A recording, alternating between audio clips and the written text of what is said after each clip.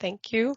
So welcome again to the EuKI Academy web seminar, Putting the ETS2 and Social Climate Fund to Work. My name is Elsa Benhofer. I'm the EuKI Academy coordinator.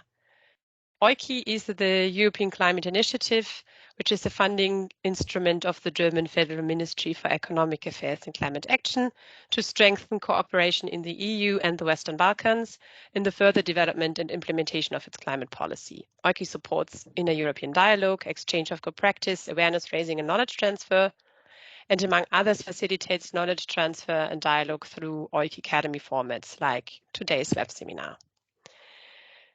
The EuKI project Socially Just Carbon Pricing Policies in Central and Eastern Europe has been running since October 2021 and is implemented by Adelphi Research in cooperation with the Center for the Study of Democracy Romania, Öko Institute, as well as WISE Europe, the Foundation Warsaw Institute for Economic and European Studies.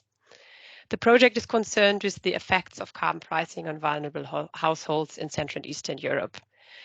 A little under a year ago, we already had the pleasure of hosting a web seminar with the project, which focused on supporting consumers in the energy price crisis.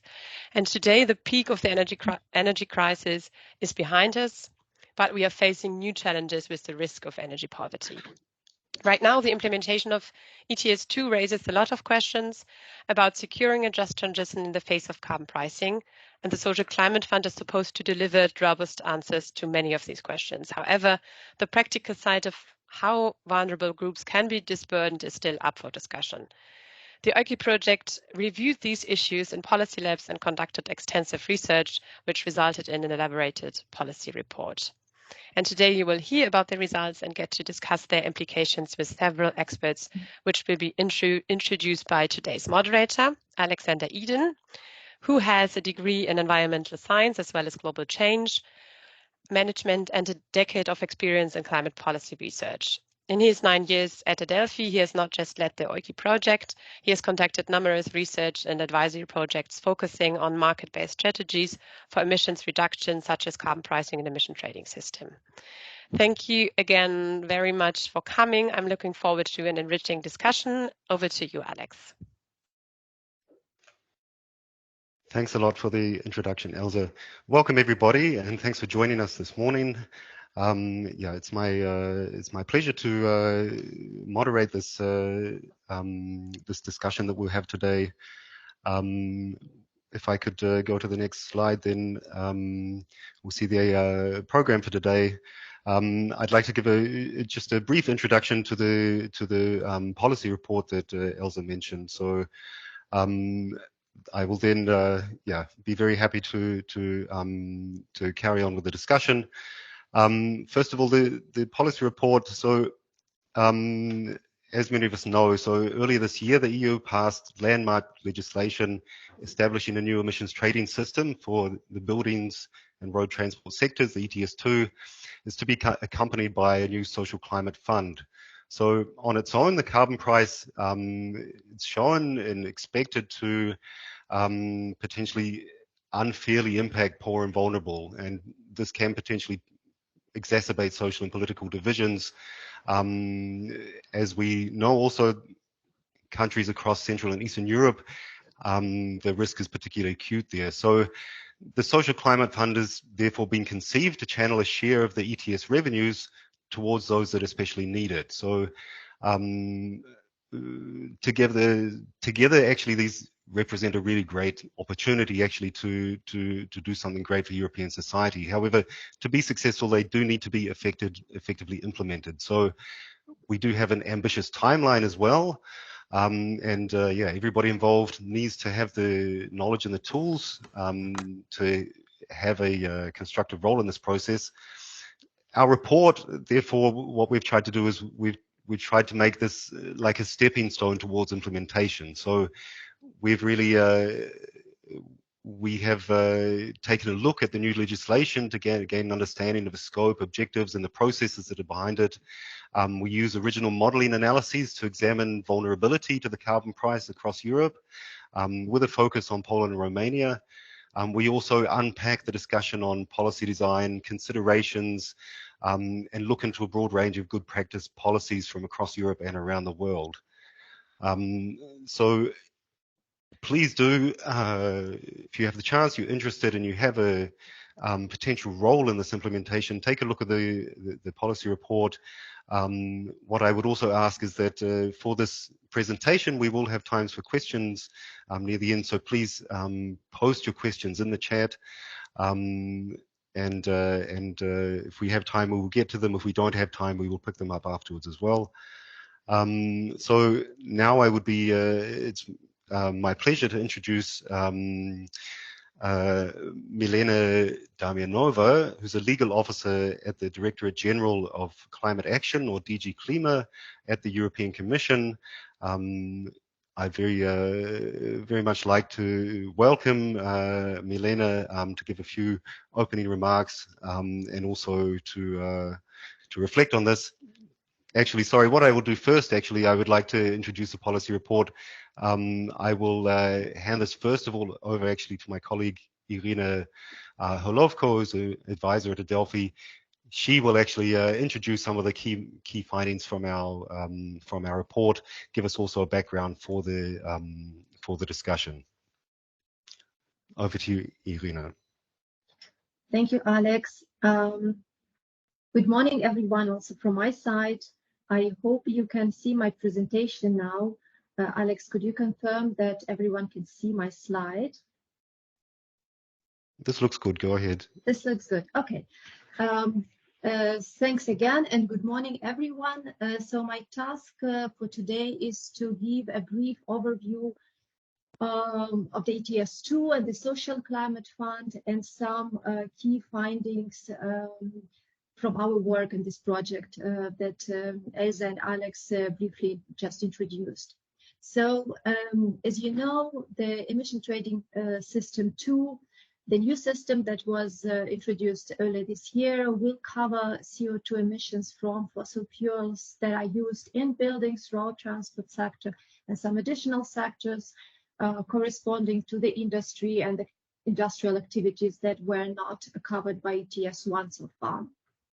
The system will introduce a Europe-wide carbon price starting from 2027, and this means that there will be the same price for the ton of CO2 emissions across all the member states.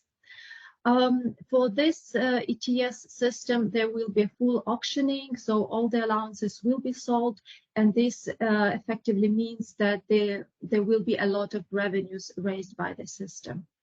Of course, at the same time, the introduction of the carbon price will lead to higher consumer prices for heating and the transport fuels, and this could have potentially regressive impacts on the poor and vulnerable. And by regressive, we usually mean that the system will potentially disproportionately affect the lower income households. Exactly to counterbalance this potential effect, the ETS2 was accompanied by a social climate fund that is exactly designed to address this unwanted regressive effect. The social climate fund money will be used for target green investments and direct income support primarily. And by green investments, we mean the investment that help to reduce fossil fuel consumption over the long period of time, reducing also the related costs burden from it. The funds will be allocated to member states using a progressive formula that is outlined in the legislation, and this will effectively mean that member states that are maybe economically less affluent and have a higher rates of energy poverty will receive a larger share of social climate funds. The fund will be implemented basically by member states through social climate plans, and the first funding should be available already in 2026, so 1 year before the consumers would actually start feeling the carbon price. In terms of revenues, as I mentioned, because all the emission allowances will be allocated through the auction, the system will generate significant revenue. At the price of allowances at the level of €35, the estimation is that over the period between 2026 and 2034, the system could raise up to 260 billion in revenues. And according to the regulation, 25% of the fund should go, of these revenues should go to the Social Climate Fund and be spent on targeted measures and investments for those most vulnerable. While the fund itself is being managed by the European Union, it is actually the member states who will decide which support measures they want to implement within certain eligibility criteria identified for the Social Climate Fund. A very important also point to mention is that the bulk of the revenues from the ETS2 will not go to the Social Climate Fund, but will go to the member states directly. And these funds can then be spent by member states at their discretion for a wide range of different climate and energy measures, including, of course, on addressing social impacts of the ETS2 carbon price, but also beyond. Member states can and should also use part of this fund to also co-finance their social climate plans. I just mentioned that there will be some boundaries for eligibility of measures to be covered from the Social Climate Fund, and it's actually interesting to look at what actually will be those measures that will be eligible. There will be 4 different groups of measures, but at the core, of course, will be the green investment measures. So the investments that will help to reduce the reliance on fossil fuels. And here, for example, for the building sector, there could be some energy saving renovations of the buildings. For the transport sector, this could be programs for buying the EVs, or for basically increasing access to the public transportation and some active and shared mobility options. Then, of course, part of the funds can and should be used for direct income support to those most vulnerable. But the key thing here is that this support is possible only as a temporary support, and the amount of funds that can be allocated for this are limited to about 37%. Additionally, 2 groups of measures. These are some supporting services such as information and education to actually enable the green investments, and also some small amounts of money could be used for the technical assistance to help member states fund necessary technical studies, analysis, and also for the conduction of the stakeholder analysis and other similar issues to help implement the work. At the core of the Social Climate Fund concept, of course, this is this notion of targeting the vulnerable, meaning that the measures and investments should primarily target those vulnerable households, but also transport users and micro enterprises. And the regulation itself defines vulnerable as those that already experience energy and transport poverty, but as well those that are at risk to be affected by the carbon price and lack the means to adapt. As we see from this definition, vulnerability under the Social Climate Fund is not restricted to the poorest, but also includes those who can be significantly affected in the other deciles and can basically lack the measures to adapt. And in our report, we show that this does make a lot of sense, because for some countries and for some sectors, vulnerability to the ETS2 carbon price extends well into the middle income deciles. And my colleagues will talk more about this later today in the discussion, because this is, of course, a very crucial thing in this whole discussion. So what does this all mean for the member states? Well, first of all, member states are faced now with quite an ambitious task to prepare the social climate plans and submit them to the European Commission for the revision and approval by the June 2025. As Alex mentioned, the timeline is kind of tight, and the task, as we see, is going to be quite substantial. We identify a certain number of steps that the member states would need to go through. And of course, the first one would be to assess the national vulnerability patterns to this based on different factors such as income, rural-urban divide, and others, to identify those that are vulnerable in the country. In our analysis, we see that, of course, the country-specific context influences very much these patterns of impact and vulnerability, and there cannot be one single approach that is suitable for all member states. Therefore, every member state has to work on identifying their own patterns and thus designing also their own nationally appropriate support measures to match those vulnerability patterns. So the next step would be, of course, to design these targeted measures. And the third one that does not necessarily strictly go in this order, but should also start in parallel with step 1 and 2 is, of course, the active engagement of different stakeholders on the different levels, starting from EU level and also going down to the very local level, because this process will have a lot of challenges that needs to be overcome, including on the data availability, looking also at the administrative complexity of the whole thing, looking also at the very important task that the targeting, that the system should target the same groups with both type of measures, yeah, so with both green investments and direct income support at the same time.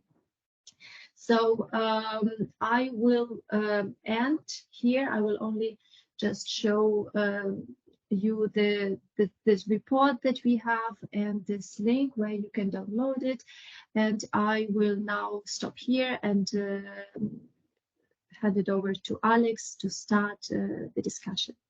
Thank you. Thank you very much, Irina. So I'd now like to introduce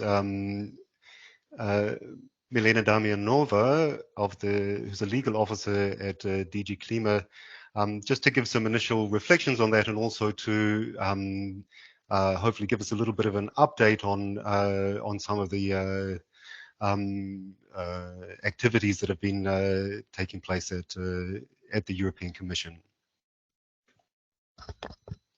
Thank you very much, Alex. Thank you very much, Elsa, and also Irina, for the very good, first of all, for inviting me, and also DG Klima. That's really an honor, and it's I would say it's a very timely event, and thanks a lot for your also effort to draft the report.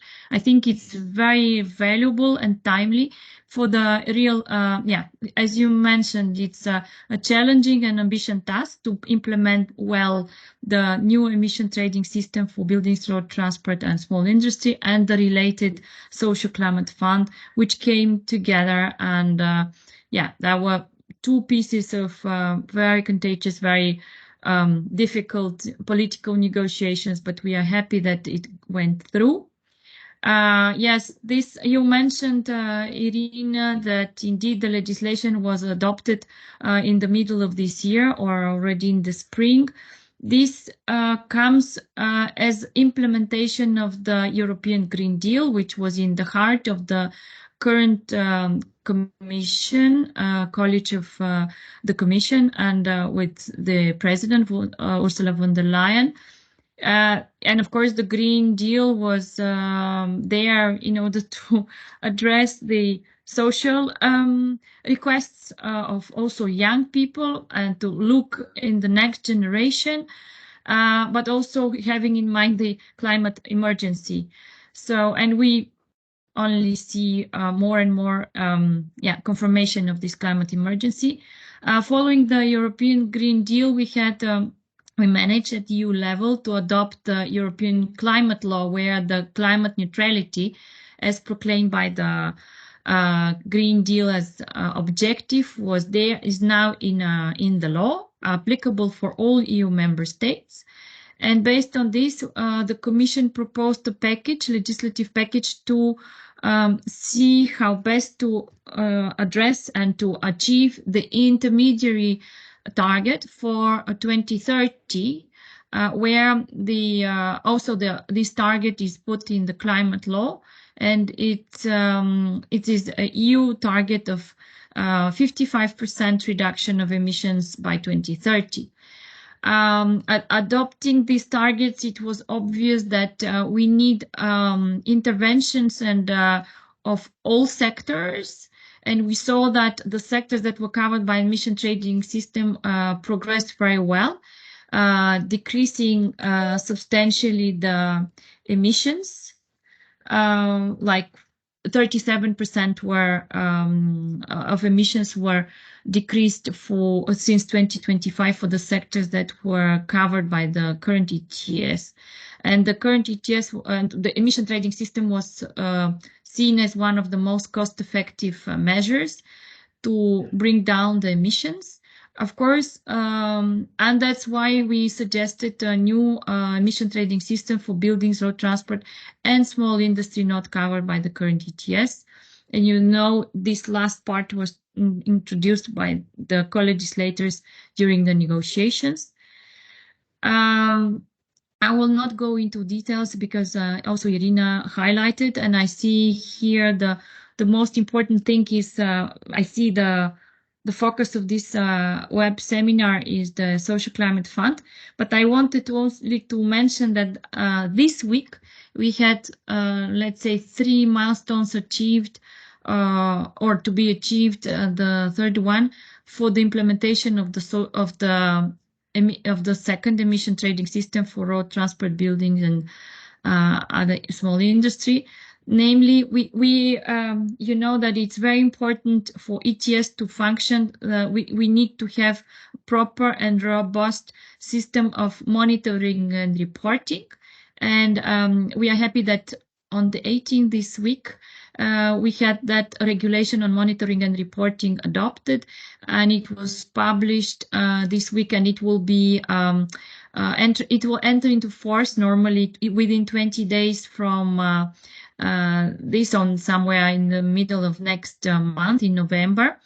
However, we the rules for the monitoring and reporting on the emission trading system for road transport, buildings, and small industry will apply from mid next year, when the application of the rules for the ETS directive will start, because you know there is a little bit of time need to be given to the member states for transposing a directive, to transpose the EU rules.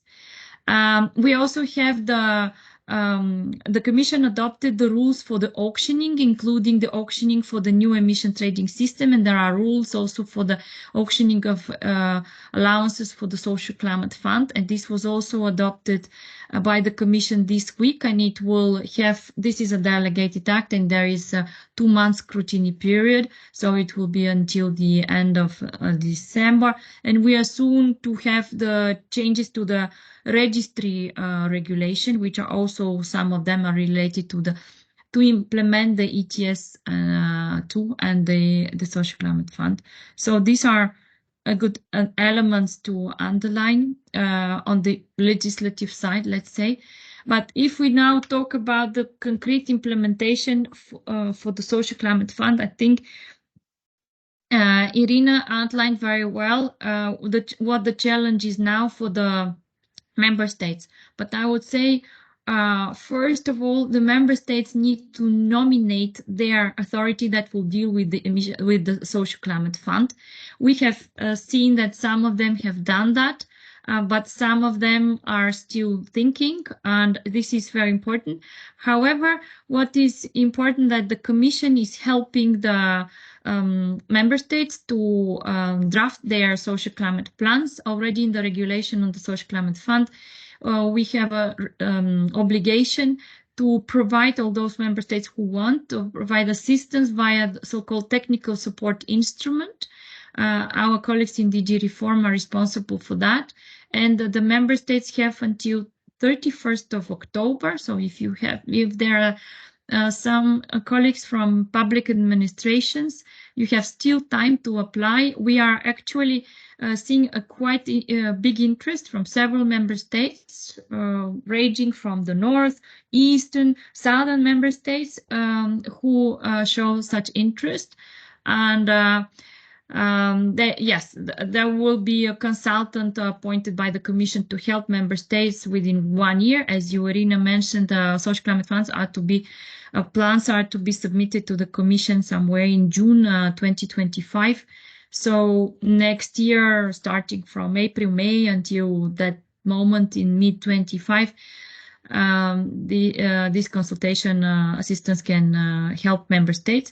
But as you mentioned, it's very ambitious, and there are maybe, as also Irina mentioned, but I want to reiterate, there are maybe 3 very important elements in the social climate funds plans that need to be identified and well structured by the member states. The first one is to very well analyze the effects of the emission trading system for buildings, road transport, and small industry in the specific context of the member state. This is very important. This analysis should figure as first in the social climate plans. Then based on that, the member states have to identify the most vulnerable. As Irina mentioned, this is a very big challenge and ambition. But I think reports like yours are very, very valuable. You said you do for Poland and Romania. I was present in a seminar in Romania in the end of on September, and it was also supported by GIZ, and there were analysis also for Germany, but also for Bulgaria and Hungary. So I think these kind of reports would be only valuable for the member states' administrations.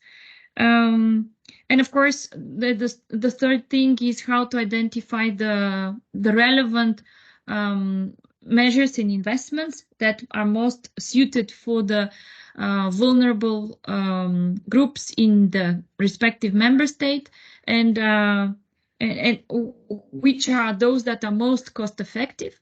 The Commission also is supposed to support the exchange of good practices between member states on the cost-effective measures and investment, and we are already doing that. We have a small contract, but we will, and we also have established an expert group with the member states only participation, so that we provide them the relevant information and assistance. And speaking about the cost-effective measures and investments, you know that there is a requirement in the regulation that all measures and investment, this kind of more forward-looking and sustainable measures, need to be compliant with the principle of do not significant harm. And the Commission is very intensely working now on identifying the specific requirements, maybe for the social climate plans. You know that there is such guidance on for the Recovery Resilience Facility, but some time has passed, and also the Social Climate Fund will start operating from 26, when already this is the last moment of RRF, Recovery Resilience Facility, and there will be new legislation. Somebody put. Okay, I can continue. Okay, because I was hearing myself twice. Yes, thanks. And there will be new legislation. There are colleagues here from DG Energy. They can confirm there is legislation, for instance, on the energy performance of buildings, where some investments, for instance, in gas boilers will be banned from 25. So this kind of investments should not be supported. And there are many other examples of, for instance, urban buses supposed to be all new from 2030, at least by the Commission proposal. There are many things that we are thinking, but I was given 7 minutes. I'm a little bit surprising. I'm happy to hear the discussion and to participate further. But indeed, there are many things that we need to do, but the initiatives like yours are very useful. Thank you. Thank you very much for that input. I'd now like to open up this panel discussion. I will do this first of all. I'd like to introduce our panelists. We have on the panel today Johanna Cludius, who's a senior researcher at the Öko Institute in Germany. I'm very happy to welcome also Andrea Forniciu-Cira, who's an expert at the Center for the Study of Democracy in Romania. Piotr Gutowski, also energy sector specialist at Visa Europa in Poland. My colleague Irina Holovko, advisor at Adelphi Research in Germany. Thanks a lot for joining us. Also, thanks a lot for the great contributions to this policy report. There's been a lot covered in this report, so I'm going to basically take a few key topics and we'll unpack them a little bit through this discussion. First of all, I'd like to... Alex, sorry. Did you see, maybe you can't see it, but I think there's a colleague from DGN who would just like to quickly sure. add something what Milena had just said before you start into the discussion. Sorry. Absolutely. Please go ahead.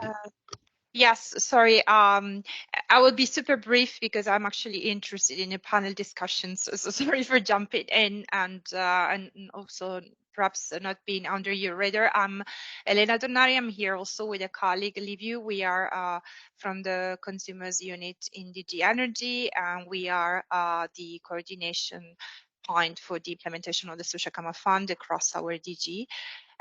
Just wanted to mention very quickly one development because you will hear about maybe today already, but certainly next Monday, which is relevant to your discussion, which is the publication of the recommendation on energy poverty, which will update the recommendation that was published by the Commission in 2020 and will be accompanied also by a staff working document that perhaps experts like you will take the time to read, where we try to clarify across Europe and certainly, first of all, the Commission perspective on the legal framework, everything that came with the Fit for 55 package and our efforts to establish synergies across files.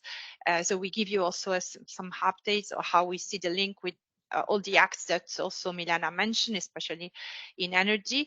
And this has been a work on which we have consulted also all the relevant DGs across the Commission. Basically, everyone somehow is being part of and has an interest on this work. We briefly also mentioned transport poverty there.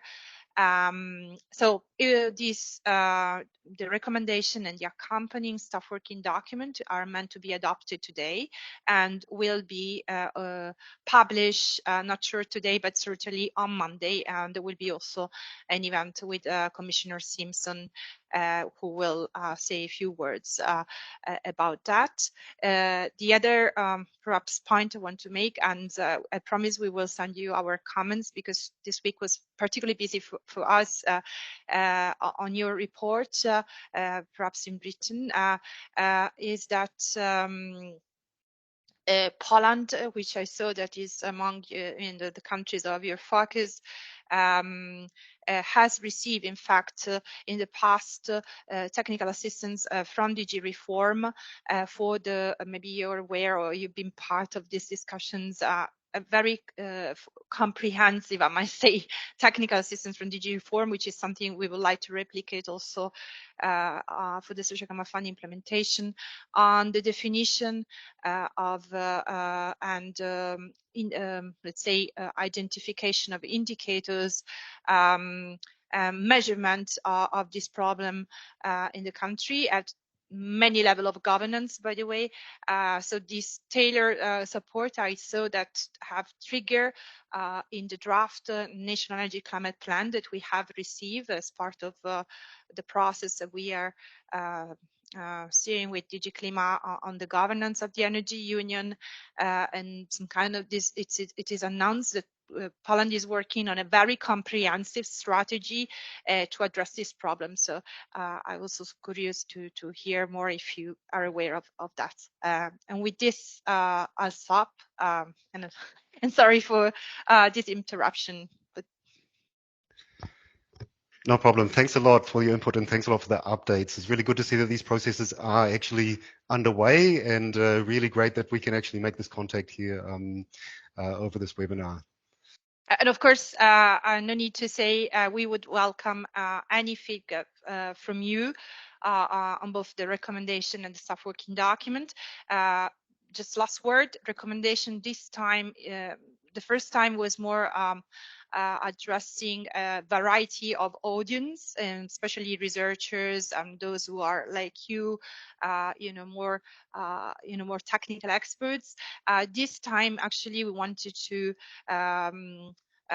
somehow produce a document that could be useful for those in the public administration that will be tasked to implement many of the let's say legislative and non-legislative initiatives that we are proposing to address this problem.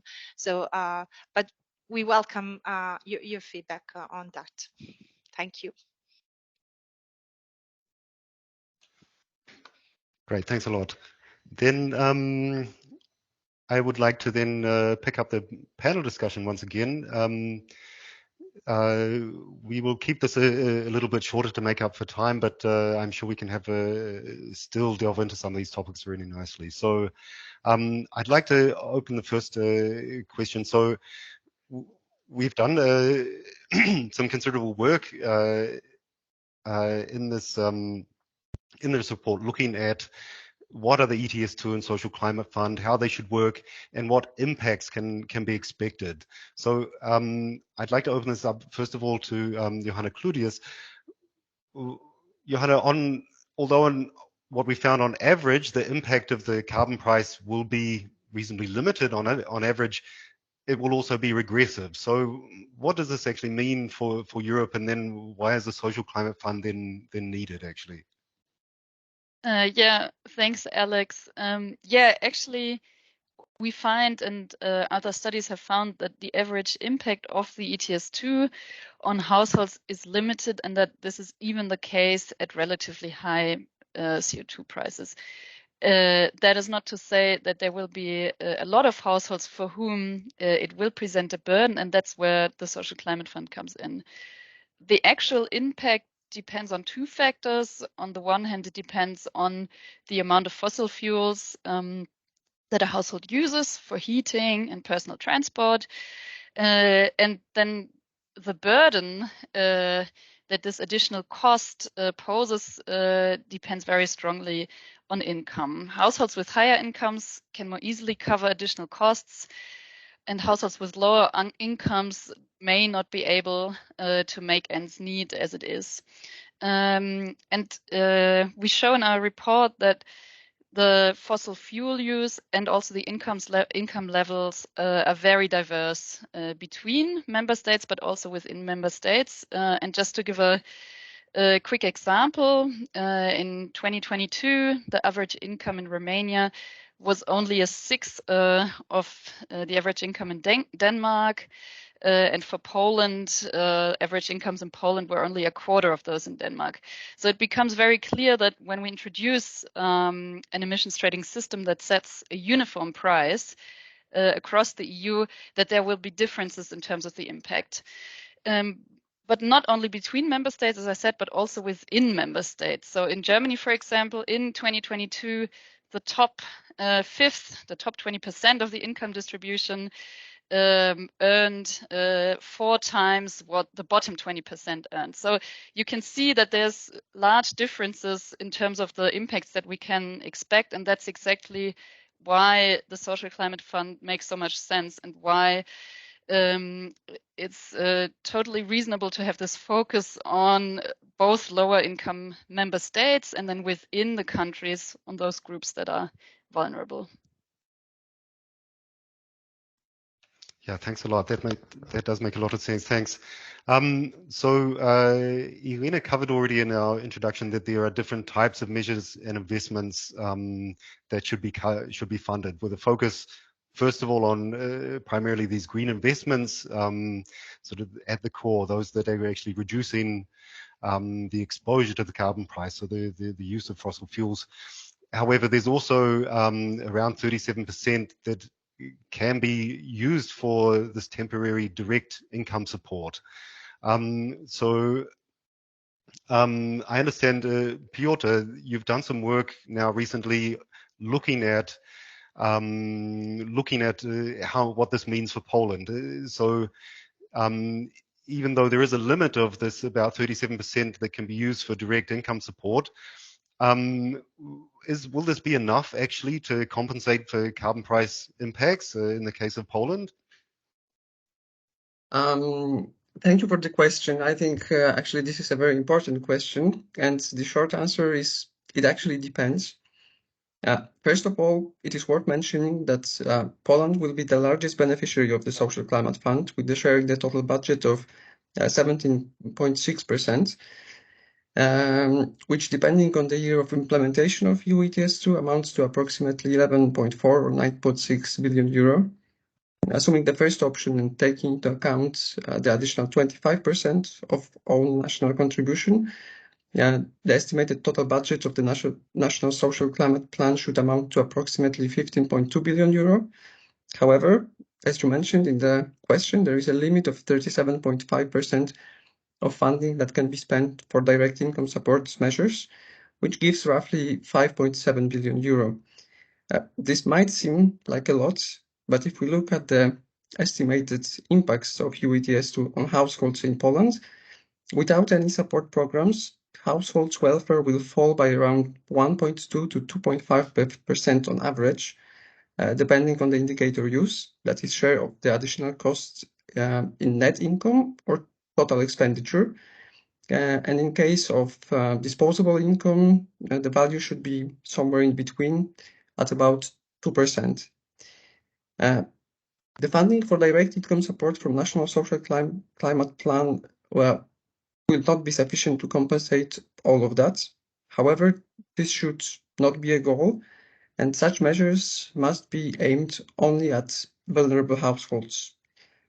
Based on our calculations, if we consider allocating these funds only to the poorest households, with the new CO2 emission allowance priced at 70 euro per ton, the funds will be more than sufficient to compensate all of the additional costs for the poorest 30%. And with the emission allowance priced at 45 euro per ton, even for the poorest 50% of households in Poland.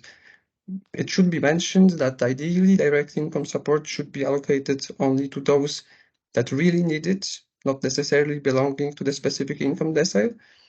However, it might be impossible to identify such a group precisely on a large scale. Still, even if the funds are distributed only based on household income, it should be enough to cover the ones that truly require help, especially taking into account the fact that in Poland, the vast majority of energy and transport poor households fall in the first 3 income deciles. Okay, thanks for that. It's yeah, that's interesting. And then to note that these findings and this analysis that you've been doing, I will be going into a country report, as far as I understand, that will also be will focus on impacts and options for Poland, and will also be released shortly. So we've mentioned this also before, but one of the key things is about the Social Climate Fund is targeting the vulnerable. So this raises the first question of what is meant by vulnerable, and actually what patterns of vulnerability can be seen within member states. And this is also gets into the analysis, or it's an academic question of what types of indicators and analyses can actually be used to identify a vulnerable group. So I'd put this question back to Johanna. So the social climate fund should target the vulnerable. This means primarily those that are in energy and transport poverty already, but also goes beyond this as well. So can you give us an idea what are the best kind of indicators actually for measuring vulnerability to the ETS2? And should all member states use the same indicators?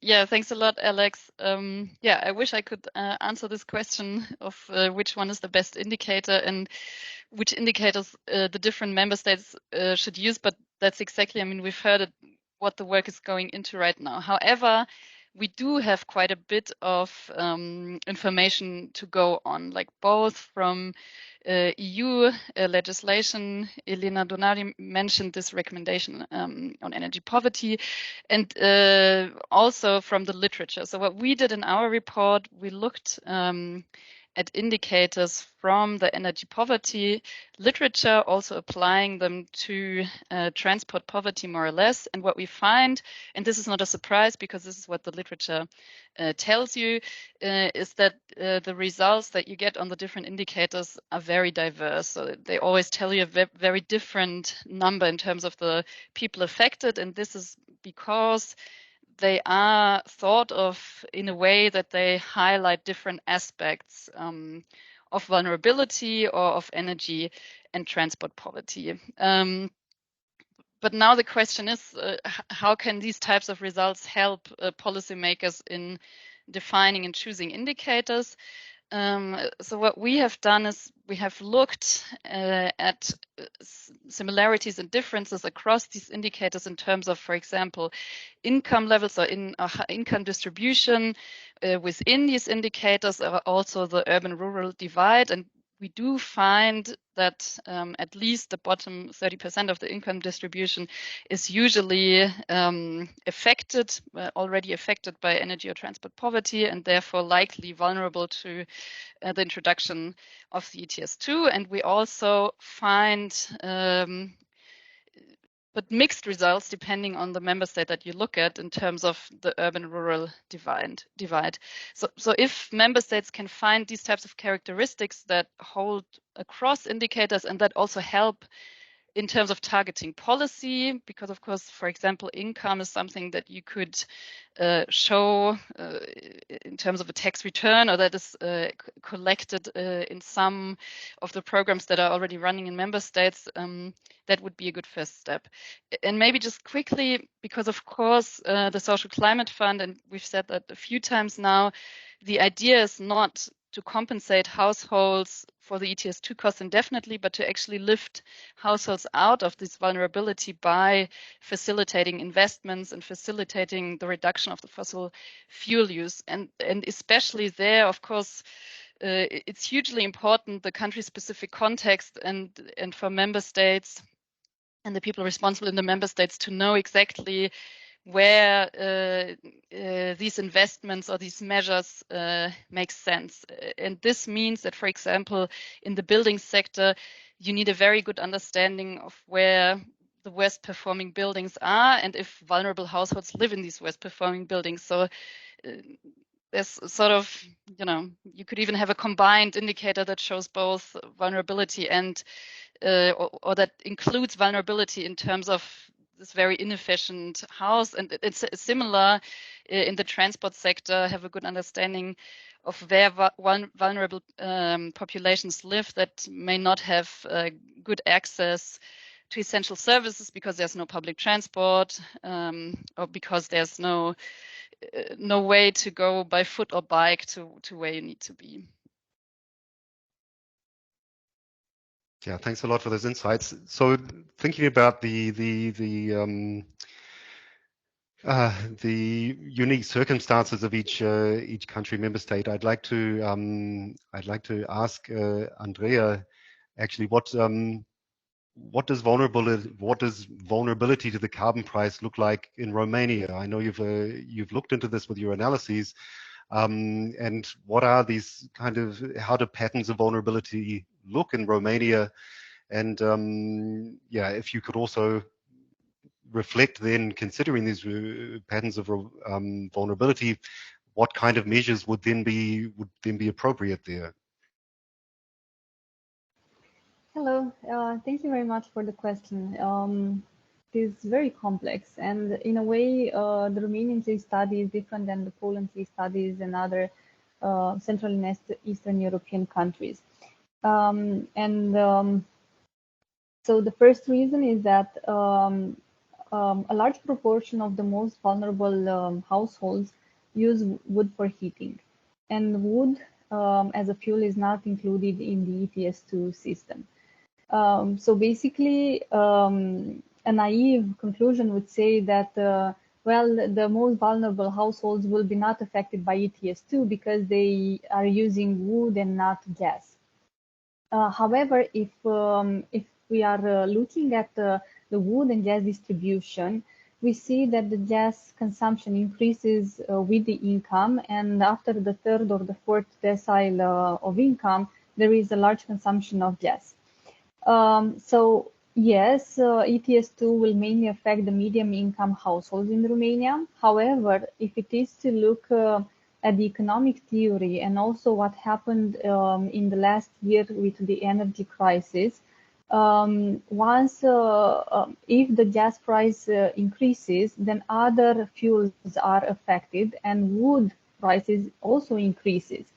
So even though the most vulnerable households that are in the first income deciles and live in the rural areas, mainly in Romania, will not be directly impacted by the ETS2, they will have or feel an impact because the wood is very sensitive whenever the gas price is increasing. So basically, we will see that not only the first income deciles need to be targeted by measures, but also households up to the middle incomes, to the fourth or fifth decile, will need specific interventions. And these interventions need to be very particular, because we see the vulnerabilities are different in the rural and the urban areas. If the rural areas use mainly wood for heating, urban areas from small to large urban areas will use wood and use gas and district heating. So basically, we have a fair amount of households to cover with different kind of measures. We cannot use umbrella kind of measures for all the vulnerable households. This is the first aspect. If it is to consider the transport vulnerabilities, then again, the households from the first income deciles do not have, a small proportion have cars for their personal use. However, these households are very vulnerable to the price increases because they depend on public transport or private transport for the mobility. If it is to, again, come up with solutions, we have to consider the vulnerability based on the rural-urban divide, and also to this kind of particularities that households have. If the household has a car, what kind of car it has, if it is old or new, and then if it doesn't have a car and relies mainly on public transport, what are the services? Do they have access? Is it available? And things like this. So again, we have to think at solutions that fit specific situation and not umbrella type of solution. Another aspect that I think is very important and maybe particular to Romania than other countries, and appears also in the classic energy poverty indicator, is that low-income households use under consumption. So usually they consume less than medium-income households as a coping strategy for winter. Even though they do not pay a lot in absolute terms, This is a strategy to make sure that they can pay the bills, basically. So they underconsume in order to be able to pay the bills, but this underconsumption is not a reflection of energy efficiency, it's just a reflection of income poverty. So again, these indicators may be different across countries and may tell a different story. Also, even though part of the analysis in this report is done for, I think we stop at 2020. If we look at the data for 2021 and 2022, even though the government has implemented large compensation mechanism, we see that households struggle to pay energy bills. So increases in international prices on gas and electricity are highly affecting not only low income but also medium income households. And this leads me to the last point of this intervention, is that energy poverty shouldn't be considered only in terms of income, even though it is easier to address these issues of income, but we should also look at causes that influence energy poverty, like patterns of consumption and limited energy efficiency of the buildings where people live in. So looking at energy and transport poverty from various angles will give us the pathways to directed and targeted measures in order not only to address immediately and give money to people, but also to long-term solutions. Thank you. Yeah, thanks a lot, Andrea. We see that once you start looking into the into each country case, then it really, there's a lot to unpack there. But yeah, thanks a lot for your insights. Also noting that there is a Romanian country case study report also coming out later this year, which delves into these further. We don't have so much time left, but I would like to just take this opportunity once while I have Piotr here. We've covered a lot of these the challenges at a technical level, I think, but there are also political challenges as well. But Piotr, I understand you have talked to stakeholders in your country, and I'd be interested to know what are some of these challenges that they see, and also your opinion considering the Polish election results now. Do you think this has helped to overcome some of these challenges? Yes, for the purpose of our national qualitative analysis in the country reports, we conducted interviews and carried out events such as focus group and policy lab meeting involving the Polish stakeholders. Actually, one of the main short-term challenges pointed out by the experts are possible socioeconomic issues related to the additional costs resulting from the introduction of EU ETS2 in Poland. The new system will pose a considerable financial burden, especially for less wealthy households. And this is primarily related to the high share of fossil fuels used for heating. Given that only part of the funds from the social climate plan can be allocated to direct support measures, as we discussed, it should definitely be aimed at those the most in need. However, identifying such households, especially those affected by transport poverty, may prove to be quite difficult due to lack of proper methods and indicators. Also, implementation operation of the new system will also require significant administrative and personnel expenditure. The funds obtained from the Social Climate Fund and from the new emission allowances require proper management. Also, although the provisions regarding EU ETS2 have already been adopted, there are still some possible implementation issues, such as potential legal loopholes caused by the exclusion of agricultural fuels from the new system. This is something also that the stakeholders, we discussed with the stakeholders, or also risk of failure of the price stabilization mechanisms.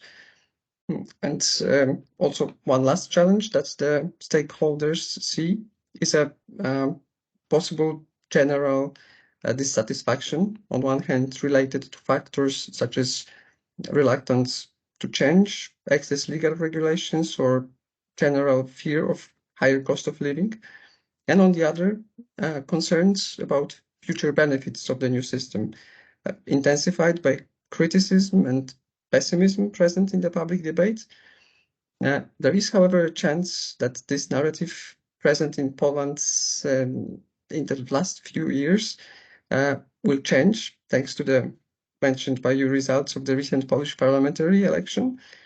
To sum up, although the United Right won a plurality of seats, they fell short of a same majority, which is lower house of the Polish parliament. The opposition, consisting of the Civic Coalition, Third Way, and the left, achieved a combined vote total of 54% and are expected to form a coalition government. Their representatives are much more EU-oriented and will hopefully make the cooperation easier, also helping to educate the public about the upcoming changes, providing reliable information, and hopefully making sure to include a broad range of stakeholders and experts in the consultation process of the National Social Climate Plan. Thanks a lot for your reflections, Piotr. That last point that you raised there regarding the stakeholder consultations, in our report we see this as an important aspect. We see this both as a challenge, but also a way to overcome many of these challenges as well. Maybe I can reflect this question back to Milena. So, having heard from our country experts about some of these challenges of implementing these policies, in particular considering that member states will need to undertake stakeholder consultations as part of their social climate plans. I mean, how important do you think that stakeholder engagement is to the success of the policy, and what is the position of the European Commission regarding stakeholder involvement and engagement in the social climate plans? Thank you very much. I can say that this is one of the key elements, and we have in the legislation, in the Social Climate Fund regulation, there is even one specific article. I can tell you that this was really insisted very much by the European Parliament. But the Commission already suggested in its proposal that the social climate plans are should have undergone a very detailed public consultation before they are submitted, and also the results and the recommendations by the stakeholders should be well taken into account in the last version that the member state should submit to the Commission. The Commission will also assess the plans, and within the assessment of the plans on the four different aspects of relevance, efficiency, effectiveness, and to the point, this element of public consultation, whether it was carried out effectively and how the results were taken into account, we will look into that.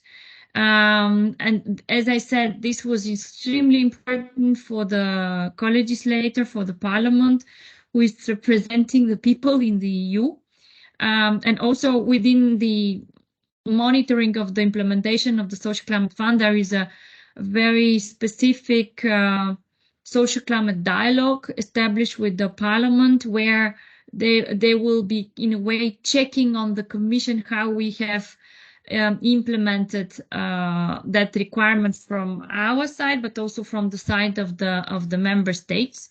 And this is very important. When we started drafting this, the Social Climate Fund, we already had the ideas. A few years ago, we had the Gilets jaunes, and we did not want to have this. We wanted to have a clear support, and it is. During the discussions, they were very interesting. Some of the stakeholders might have raised this issue whether the new ETS will bring the necessary results. But as we said, we had a very thorough two impact assessments. First, to identify the the intermediate target for 2030, which is minus 55% of the emissions, and then concretely for the ETS. And then I said efforts from all sectors are needed, and the ETS is one of the most cost-effective measures. So that's why we introduced that. You know that the sectors of buildings and road transport continue to be under the umbrella also of so-called effort sharing regulation, where the member states have additional measures to implement in order to decrease the emissions in those sectors. But without the stakeholders, without the regional and local authorities, without the trade unions, and without also the employers organizations, and of course the youth organizations, because we are all doing that for the future, the next generation. So it's of key importance. So that's why we have put this in the legislation also, and not to forget it. Yeah, there was some, you remember how the recovery resilience facility, which it was a showcase for us, was developed, and there was some criticism that some of the criteria, for instance, do not significant harm, were just adopted without consultation from the Commission, but also the plans not always were consulted with the plans. Now we have a little bit more time also, although we say the framework is tight. So we need that. But I wanted also to have a few reflections on what was said. And first of all, I wanted to add something that I forgot to mention from my start, is that the Social Climate Fund implementation should be done, and this is in the legislation, should be done in a coherent way with the policies and measures identified by the member states within their general policy in climate and energy. And that's why we have a strong requirement that the national energy and climate plans, which are actually due now, they were already, the drafts were supposed to be submitted by the member states by the end of June. This is in a way seen as the policy and the reform framework for the Social Climate Fund. So Social Climate Fund only provides, the plans should provide only the list of measures and investment that the member state wants to implement, but the policy context should be really in this NECPs.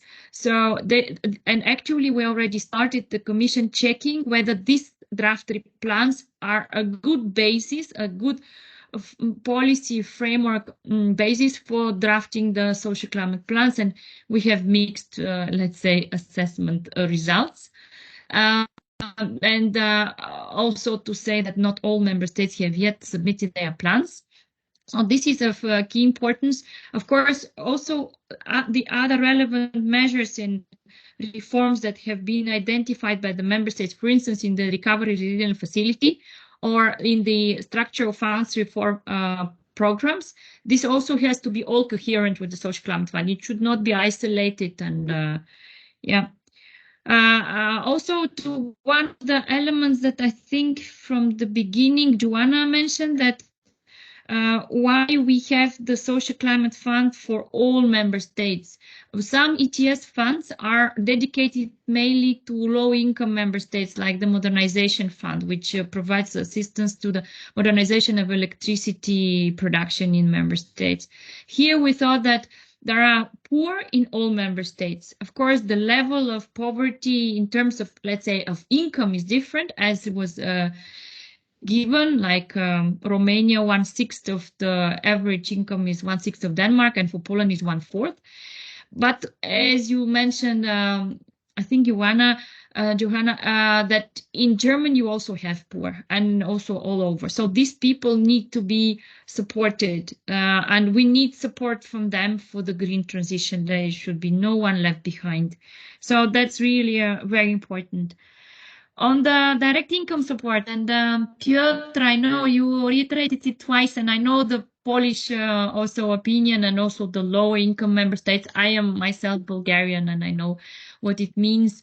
But the idea, and it was very strongly underlined during the negotiations, at least by the parliament, that we should not give this direct income support just for the sake of giving the support and alleviate. This should be combined with the structural reforms in the of long-term energy efficiency and zero emission mobility measures in investments. So even there was a requirement from the parliament that income support should be given only to those households who are later on included in these structural reforms, because otherwise they just get money and they do nothing. So it's not really the idea. The idea of the fund is to help decarbonize the use of fossil fuels by these low-income households. So I know the problem of wood, that it is not included indeed in the ETS2. And this was also mentioned by a previous, as I mentioned, I participated in Romania in a similar event. But I was also coming back and consulting my colleagues. And what we really thought of is, you may know that it's not only the ETS revision and the Social Climate Fund, but we had around 13 different pieces of legislation that were included in the so-called Fit for 55 legislative package to implement the Green Deal. And one of that is the Energy Taxation Directive, the revision of the Energy Taxation Directive. So what the Commission has proposed, that wood is included in the so-called fuel, or I don't know. And then if this is included in the Energy Taxation Directive, then it's kind of automatic that it will be covered by the ETS. But we need still to get to that, and the member states need to reach unanimous decision on that. It's done by unanimity, not by qualified majority. Yes, on the last element I already mentioned at the beginning. It's very important, the support from the climate, from the stakeholders. But I see that my colleague also from DG Ener, Elena Donari, is there. If Alexander, moderator, you can maybe suggest also that she could say a few words. Thank you very much. It was really very useful. Thank you. Thank you, Milena. Thank you for these reflections. We have only a couple of minutes left here. I would like to address one of the questions from the chat. But Elena, if you have a very short input, then please go ahead.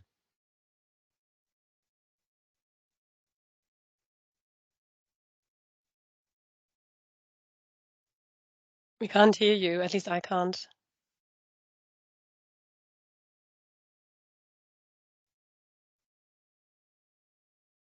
No. Okay, well, in that case, then we're happy to pick up this discussion. Now it's better. Yeah. Yes. Okay. So I put my contact in the chat in case you want to continue conversation. We have a separate call. Thank you also for insights from member states, because I think this is important for us to have two perhaps invitations on your side. I think it would be good if you look also the template we are proposing in the regulation for the member states in order to draft their plans, because we are asking, I think, more detailed questions than we have done in other documents relating to energy poverty, for instance, on how they are going to identify, the people that will be, the recipient of this fund, and on both qualitative and quantitative terms. So I think that is interesting for your work. Again, I want to recall that in this recommendation that we are going to publish in the staff working document, we also try to assess strengths and weaknesses of indicators that are mostly commonly used or recognized by scientific community in Europe for, let's say, measuring these problems. So also your feedback is, and also we recognize, that we have a different perspective. The work that we do at EU level somehow to have our own comparable assessment, but we have always recognized the importance of translating this in the national context, even in the regional and local context. So this is a direct income support. I mean, the perspective of DG ENER is that this is should be temporary measures. I think we learn also from the crisis, you know, is the impact of the income support measures versus, you know, those more as we call it, structural measures. And the idea is that we shift away these people from these stages and we try to resolve the problem and not just to have a temporary solution. And on that also we would welcome perhaps your views and if possible member states level on what are in your view the most effective schemes, projects, programs that in that respect respond to this purpose. But I'll let you discuss you know, questions. I'm happy to keep in touch in the future. Thanks, Elena. So we are a couple of minutes over time, but if it's okay with everybody and still here, I'd just like to round up, take 2 minutes to round off the discussion, noting that there are some questions in the chat, also from Martin Minner, that address some of the broader issues around the political acceptability of these policies. And briefly, regarding the actual parameters of how much may be spent by whom and what, these are detailed in the report. So please, if you want some details, then open up the report. To note, though, that communications and the how do you say, the implementation of a good policy, also, which from our analysis, this looks like to be a very good policy, political acceptance also requires the communication of the effectiveness of this good policy as well.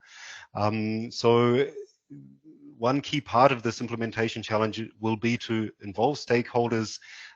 These include also the public, in making decisions around this and understanding what the benefits are of this policy as well. So a lot of the decisions go to the member states of what they do with these funds, both of the Social Climate Fund, but also of the broader ETS revenues. If this means the member states decide that spending ETS2 revenues on more broad-based compensation for broader groups is necessary and desirable, this is up to the member states also to decide. All the way around this, though, is the need to both understand and communicate what the benefits of these policies are as well. And this is up to everybody actually to take part in the process, to understand that, and to share positive and not just positive, but accurate, real, and good information on these policies as well. So this would be my leaving thought on this discussion. I know Johanna has just a quick comment that she would like to make as well. Otherwise, I would like to leave it there. I'd like to first of all thank everybody for joining us. Also, thank you very much to our panelists, and especially those that have joined us from the European Commission to also provide updates and to provide really interesting insights into this discussion. I would also like to thank very much the team at Oiki Academy for hosting us and for making this possible. And then I would, with this round off the discussion, if there are any last words from anybody, I will open up the floor briefly for last words, also to hand back to the Oiki Academy team. Otherwise, if not, thank you very much. Please also get in contact with us if you have further questions, further follow-ups. Like we said, this is an ongoing discussion. This is something that we all need to get involved in, and we all need to take part in to make this a success. So yeah, we're really looking forward to picking things up from here and carrying them forward. Thank you, Alex, and thank you everybody for your interesting inputs, and sorry that we hadn't the time to raise so many questions. Maybe you could get in contact also with Martin Wenner because he raised so many interesting questions. And we will write a report and send it to all participants. And of course, you have a tremendous publication from the team. So thank you again very much, and stay safe and have a wonderful weekend. Thank you, everybody. Goodbye. Thank you. Thank you. Bye. Thank you. Goodbye. Thanks, everyone. Bye-bye.